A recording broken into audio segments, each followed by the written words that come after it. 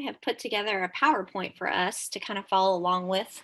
That way I don't forget anything as well. And then we'll reference the Able Tech website as well.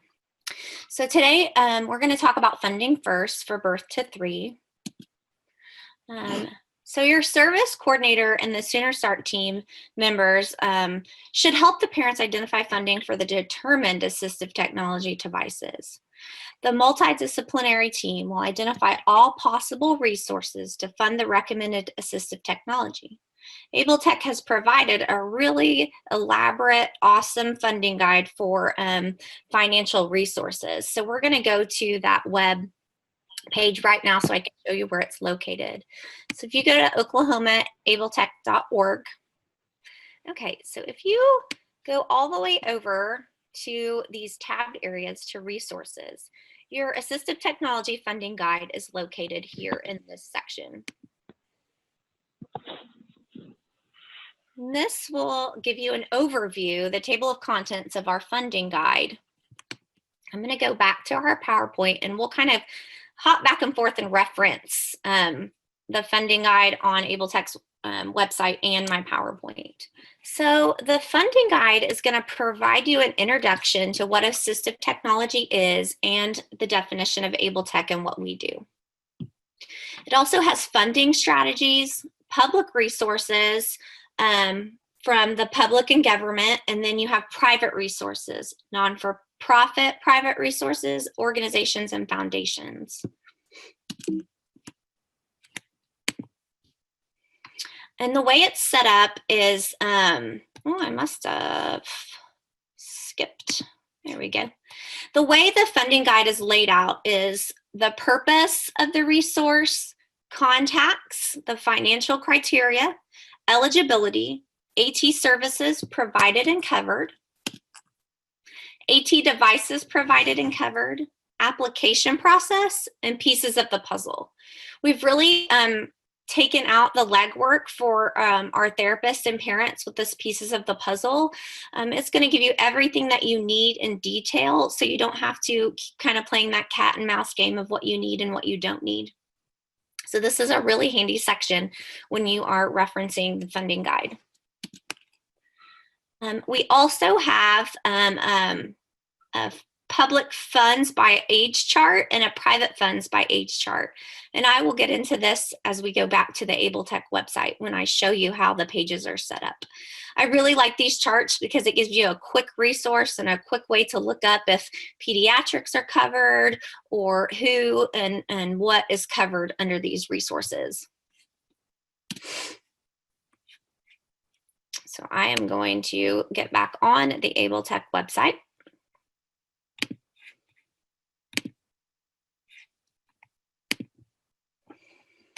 So here's kind of everything that I went over. So Oklahoma funding and AT, what is assistive technology, types of AT, what is Oklahoma Able Tech. So these are really good resources for your parents if they're just unaware of what assistive technology is and the types that are there.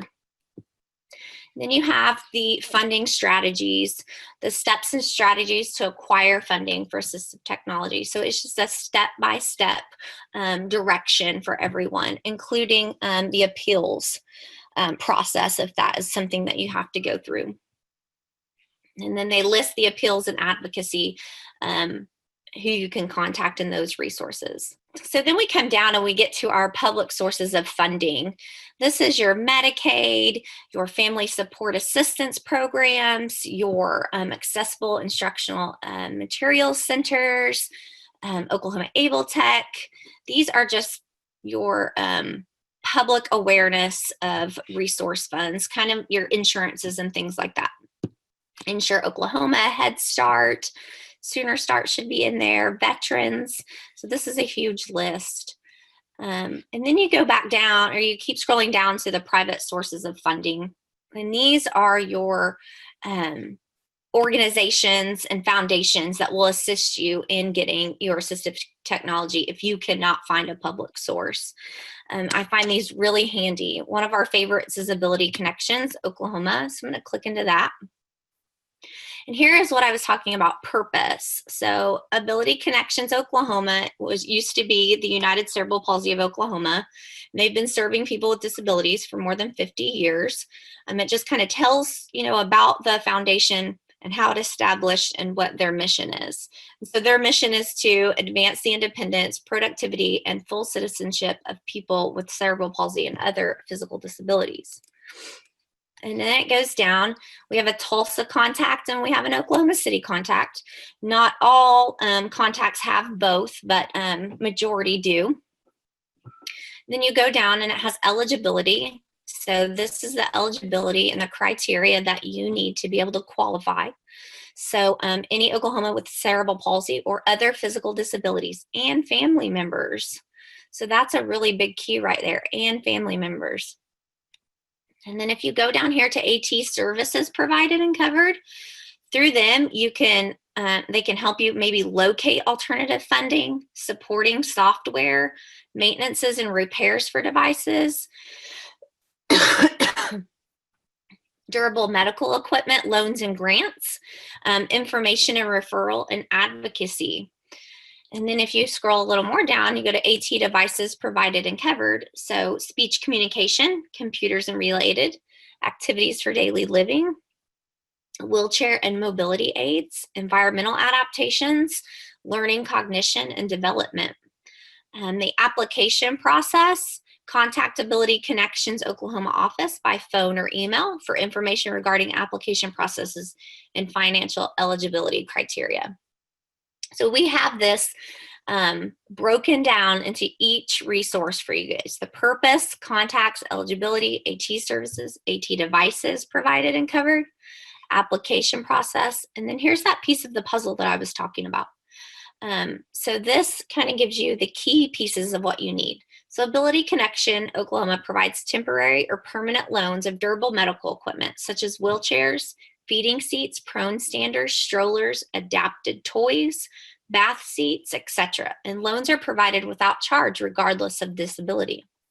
The Tulsa location offers a computer tech lab, which features computers with adaptive input devices for assessments, training, or personal computer time, enabling individuals with disabilities to improve skills, cognizance, and confidence through technology. So that's a really good resource if you're trying to, find multiple softwares that you need to trial and loan. As funding becomes available, Ability Connections accepts applications for new voice programs. This program provides iPads such as speech generating devices to eligible children.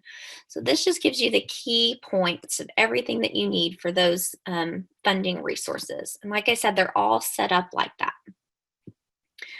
I'm going to go to the appendix. Let's see if I can find that chart. Hey, Amy, while you're looking for that. Yeah. I also want you guys to all be aware that this funding material is maintained on at least an every 2-year basis. And so if you look at the top of this funding guide, you'll see the last confirmation of everything from the resources is from January 1st of 2018. So it will be completed again prior to January 1st of 2020. And so although we have the information there, like don't take it as gold, always contact that contact person or that contact phone number to verify what you might need. The other piece that's not on here for many of them because they won't provide it because it varies is an income level requirement. They'll usually have financial criteria has to be met, which then indicates there's some type of income status that has to be either proven or stated before somebody might be eligible for that source. Thanks, Sandra. So the public funds by age, which I mentioned in the PowerPoint, is under funding strategy. And we're going to click into the public funds by age.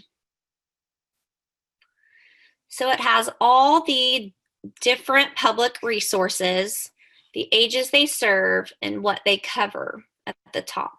And at the very bottom, it tells you what ages are served. So A is all ages, I is for infants and toddlers, and so on and so forth. So preschool in infants and toddlers would be special education services such as LEA, which we know you guys SoonerStart. So this just gives you a really nice, handy guide to say, oh, let's check this funding resource out and see what they cover or what they might help us with.